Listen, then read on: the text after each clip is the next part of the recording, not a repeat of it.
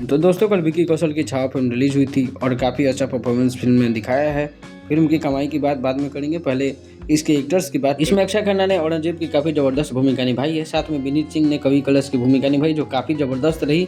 उसके बाद बात करते हैं विकी कौशल की तारीफ चारों तरफ हो रही है कि जितनी भी बायोपिक फिल्में आती हैं उसके लिए मास्टर एक्टर विकी कौशल ही हैं। साथ में अल्लू अर्जुन को भी लेके इसे जोड़ा जा रहा है क्योंकि अल्लू अर्जुन की फिल्म पुष्पा 2 से कंपेयर किया जा रहा है। पुष्पा 2 जो वर्ल्ड वाइड 164 करोड़ कमाई थी, कई भाषा में रिलीज की गई थी और छावा सिर्फ हिंदी बेल्ट में रिलीज हुई है। तो एक्चुअली में हिंदी बेल्ट में पुष्पा 2 आ गई है, आप लोग देख सकते हैं फिगर इस वीडियो में। कुछ दिनों पहले आप लोगों ने देखा भी होगा कि अल्लू अर्जुन ने एक इवेंट में छावा फिल्म के मेकर्स की तारीफ की थी क्योंकि उन्होंने पुष्पा 2 के रिलीज के चलते छावा के रिलीज डेट को आगे बढ़ा दिया था। तो इसका उन्होंने काफ़ी ज़बरदस्त तारीफ किया।